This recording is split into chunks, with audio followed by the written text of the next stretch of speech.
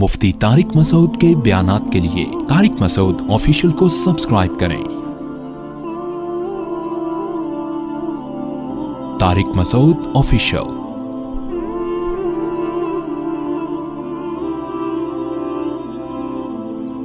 هو الذي ارسل رسوله بالهدى ودين الحق، اللہ وہ ذات ہے جس نے اپنے رسول کو ہدایت کے ساتھ بھیجا۔ ہدایت کا لفظ بہت امپورٹنٹ ہے، بہت اہم ہے۔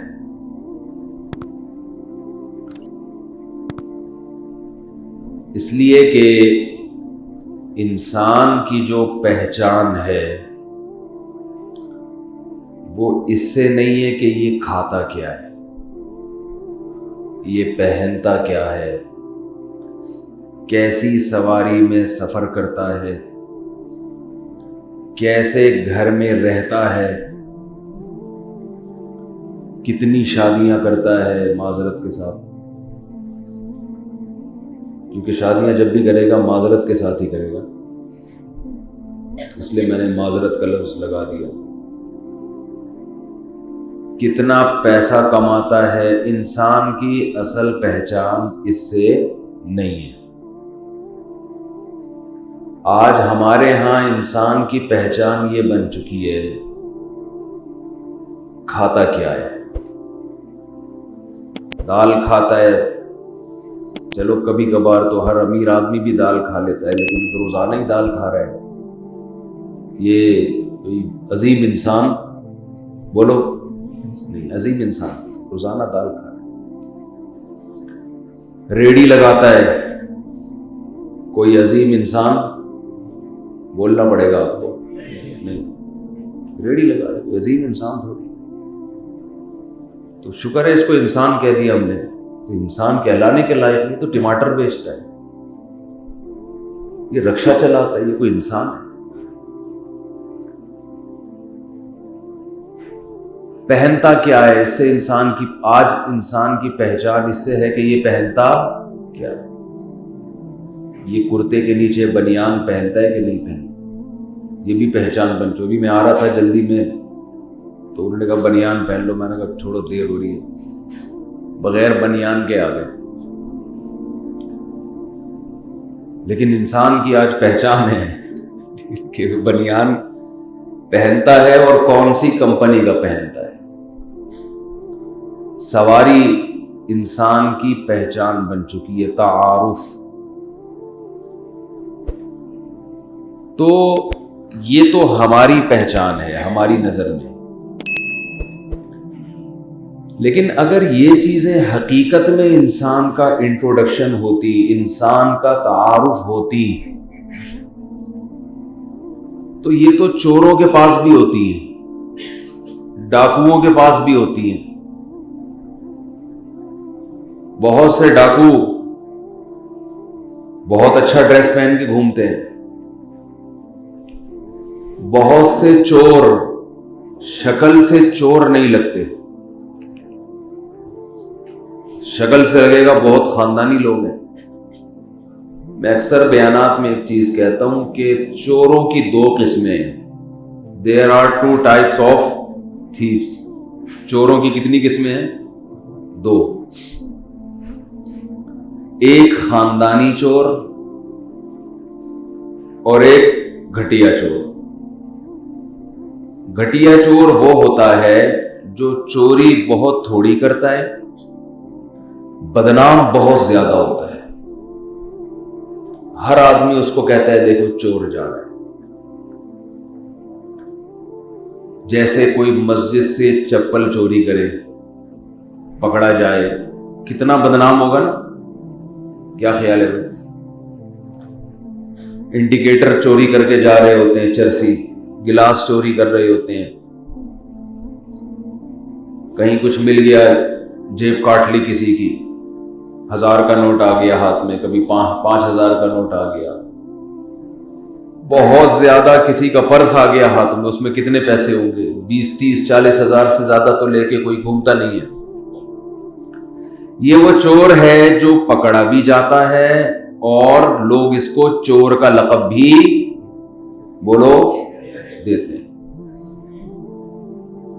گھٹیا چور. یہ کہیں رشتہ لینے کے لیے جائے تو لوگ پیغام قبول نہ کریں, تو تو چور ہے.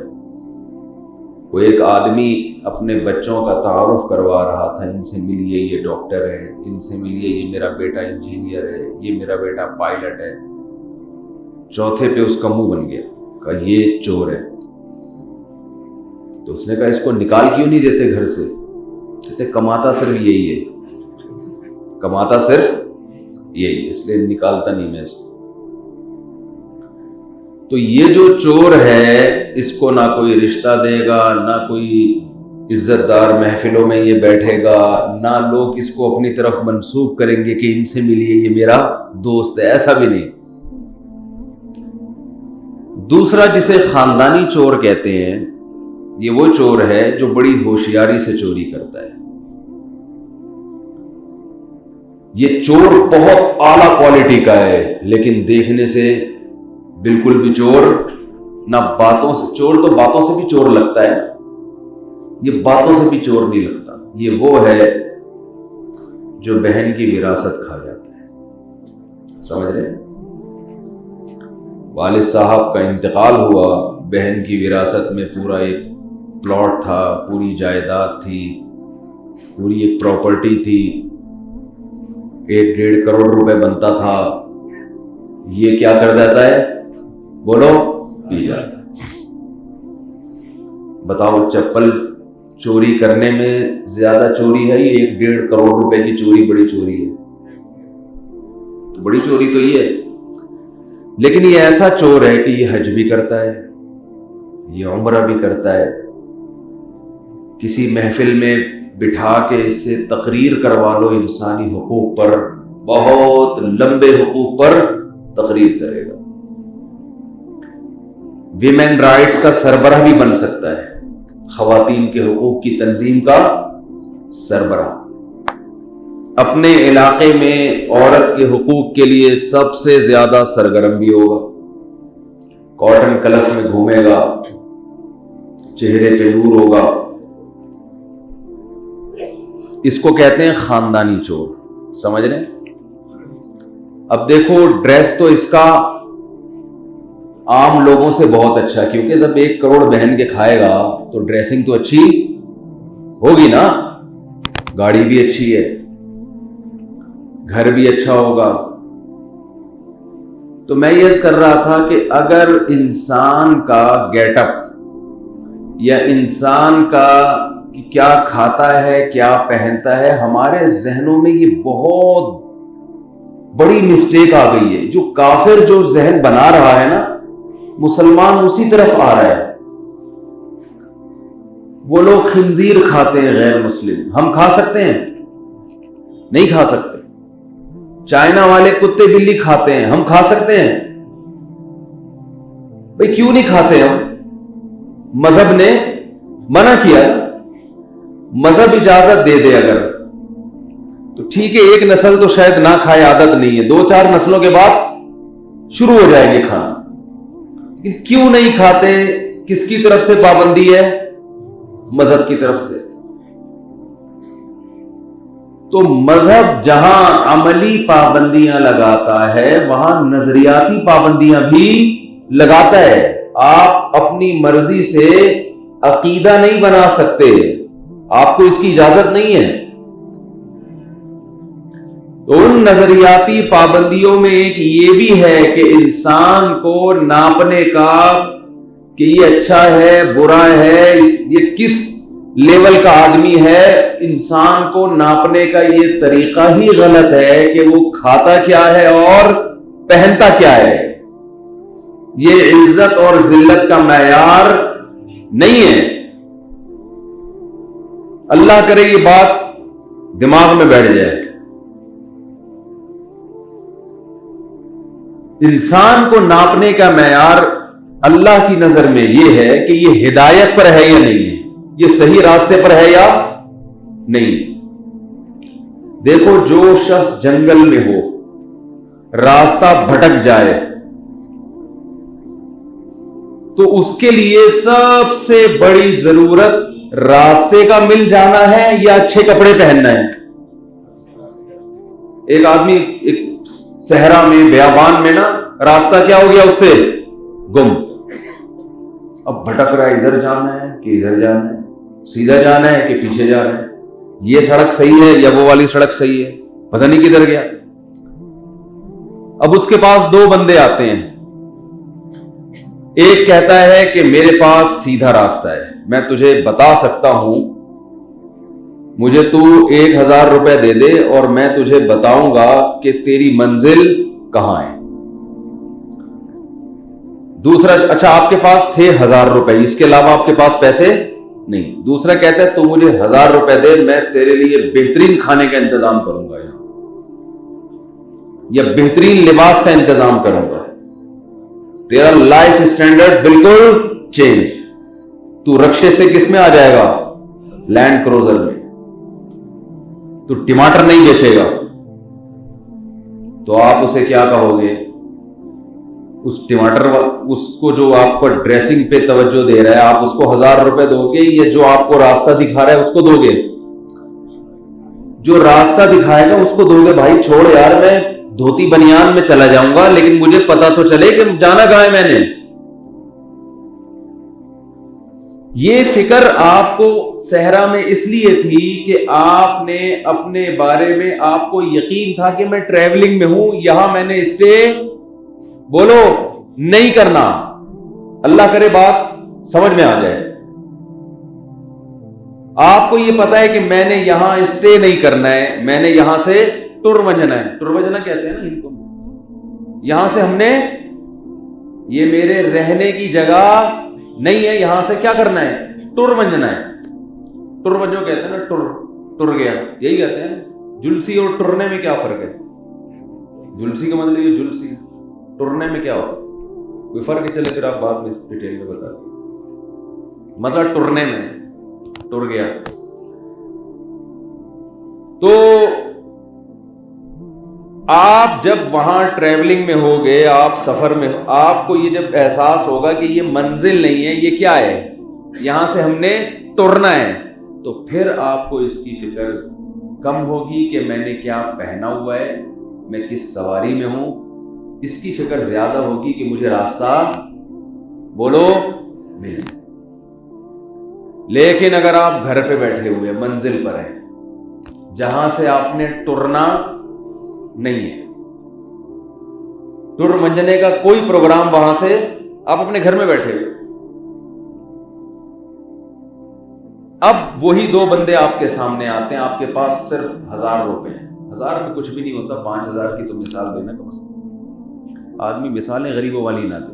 غریب ہونا برا نہیں ہے, مثالیں غریبوں والی پیش کرنا یہ غلط, کیونکہ مثال پیش کرنے پر کوئی پیسے تھوڑی لگ رہے ہیں. تو کم از کم 5000 کا نوٹ آپ کی جیب میں پڑا ہوا. تو اب وہی دو بندے آئے, ایک نے کہا کہ میں تجھے منزل بتاؤں گا, تو بھٹک گیا ہے, 5000 روپے دے دے. دوسرے نے کہا 5000 روپے دے, تیری ڈریسنگ بھی اچھی کر دوں گا ہے بھائی, تیرے کمرے میں اے سی لگوا دوں گا, یہ تیرا جو بیڈ ٹوٹا ہوا ہے پھٹا لگا کے اس کو جوڑ دوں گا, تیرے نلکے میں پانی ٹپک رہا ہے وہ نلکا صحیح کروا دوں گا. اب آپ 5000 کس کو دو گے؟ جو آپ کی ڈریسنگ پہ, آپ کے نلکے پہ, آپ کے کمرے کو ذرا اچھا ڈیکوریٹ کر رہا ہے, اس کو دو گے نا. کیوں؟ آپ کو گائیڈنس کی ضرورت ہے ہی نہیں. منزل پہچاننا, اس کی طرف کون سا راستہ جاتا ہے, اس کی آپ کو ضرورت نہیں ہے. آپ بولو گے بھائی میں نے یہاں سے ٹرنا ہی نہیں ہے, میں تو یہاں بیٹھ, مجھے کوئی آ کے یہ کہے گا ہی نہیں کہ جل. اب جل صحیح فٹ ہو گیا نا جملے میں, فٹ نہیں ہو رہا تھا. مجھے کوئی آ کے یہ کہے گا ہی نہیں کہ یہاں سے جل. تو جب ہم نے یہاں سے ٹرنا ہی نہیں ہے تو مجھے کیا ضرورت میں تجھ سے منزل کا پتہ کروں اور میں یہ پوچھوں کہ جانا کہاں ہے. کافر یہ سمجھتا ہے کہ یہ دنیا منزل ہے, ہم نے یہاں سے ٹرنا نہیں ہے. وہ کہتا ہے میرے گھر میں اے سی ہونا چاہیے, میری گاڑی اچھی ہونی چاہیے, میرے پاس بزنس اچھا ہونا چاہیے، میری صحت اچھی ہونی چاہیے، میرا لباس اچھا ہونا چاہیے، کیونکہ میں نے یہاں سے ٹرنا نہیں ہے۔ وہ کہتا ہے مجھے پیغمبر کی ضرورت نہیں ہے جو مجھے منزل بتائیں، مجھے کسی خدا کے سفیر کی ضرورت نہیں ہے، کوئی خدا بھیج کے بتائے کہ کہاں جانا ہے، منزل کیا ہے، سیدھا راستہ کیا ہے، غلط راستہ کیا ہے۔ وہ کہتا ہے مجھے ضرورت نہیں ہے۔ لیکن جسے پتا ہے کہ یہاں سے ہم نے ٹرنا ہے، اور ساری دنیا کو پتا ہے کہ یہاں سے ٹرنا ہے ہم نے، ایک نیا لغت ہماری زبان میں آپ کی برکت سے آ گیا، ایک نئی ایک نیا لفظ آ گیا۔ تو جس کو پتا ہے کہ یہاں سے ٹرنا ہے میرے بھائی، اس کو کپڑوں کی، کھانے کی، مکان کی اتنی فکر نہیں ہوگی جتنی منزل کی، کہ مجھے صحیح راستہ پتا چلے میں نے جانا کدھر ہے۔ تو اللہ کہتے ہیں هو الذی، وہ اللہ ہے جس نے تمہیں پیدا کیا نا، وہ بتائے گا کہ تمہاری منزل کیا ہے اور اس منزل تک پہنچنے کے راستے کیا ہیں۔ گمراہی کی دو قسمیں ہیں، ایک تو یہ کہ آپ کو منزل کا تو پتا ہے، منزل تک پہنچنے کا راستہ نہیں پتا آپ کو۔ ہر چیز کی ہم نے دو قسمیں بنائی ہوئی ہیں، جیسے چوروں کی دو قسمیں تھی نا، تو گمراہ کی بھی کتنی قسمیں ہیں؟ شادی شدہ لوگوں کی بھی دو قسمیں، ایک شادی والے اور ایک سے زیادہ والے، دونوں کی بالکل لائف سٹائل الگ ہوتا ہے، بالکل الگ۔ تو دو قسمیں ہیں گمراہ لوگوں کی، ایک وہ جن کو منزل کا تو پتا ہے، منزل تک پہنچنے کے راستے کا علم نہیں ہے، دوسرے وہ جن کو منزل کا بھی نہیں پتا، راستے کا تو سوال ہی پیدا نہیں ہے۔ جب کسی کو منزل ہی نہ پتا ہو، تو مسلمان کو اللہ نے منزل بھی بتا دی اور منزل تک پہنچنے کا راستہ۔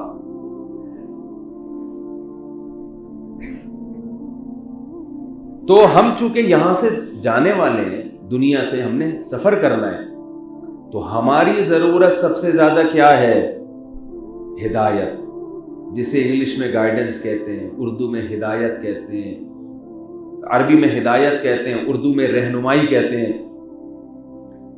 تو اللہ فرماتے ہیں کہ یہ رہنمائی تمہیں کس نے دی ہے؟ هو الذی ارسل رسولہ، اللہ وہ ذات ہے جس نے اپنے پیغمبر کو بھیجا، بالہدا، اس ہدایت کے ساتھ، اس گائیڈنس کے ساتھ، لیظہرہ علی الدین کلہ، تاکہ یہ تمام دینوں پر اس کو غالب کر دے۔ کیا مطلب؟ ایسا گائیڈ کرے کہ اس گائیڈنس کے ہوتے ہوئے لوگ کسی اور گائیڈنس کی طرف توجہ نہ دیں، ایسی خاندانی گائیڈنس ہو اس میں۔ آج عیسائیت کے پاس گائیڈنس بولو بھائی نہیں ہے، ہندو کے پاس گائیڈنس، ان کو نہیں پتا منزل کیا ہے، اور اس کا جب منزل ہی نہیں پتا تو راستہ، عیسائی کو یہ پتا ہے کہ منزل کیا ہے، راستے کا علم نہیں ہے۔ یہودی کو یہ پتا ہے کہ منزل کیا ہے، راستے کا علم نہیں ہے، یہ آدھی گمراہی ہے۔ ہندو کو یہ نہیں پتا کہ منزل کیا ہے، اور راستہ تو سوال ہی پیدا، جب منزل ہی نہیں پتا تو راستے کا کیا علم ہوگا؟ اہل کتاب کو منزل کا علم ہے، راستے کا علم نہیں ہے۔ تو وہ راستہ جس پہ چل کے ہم کامیاب ہو سکتے ہیں، وہ راستہ صرف اور صرف کس کے پاس ہے؟ اسلام کے پاس۔ قرآن میں اللہ نے اس آیت میں اس کو بتایا، هو الذی ارسل رسولہ، اللہ نے وہ راستہ ہمیں کیسے دیا؟ رسول کے ذریعے، اپنا قاصد بھیج دیا، اپنا سفیر بھیج دیا، کہ سفیر تمہیں بتائے گا کہ صحیح کیا ہے اور غلط کیا ہے۔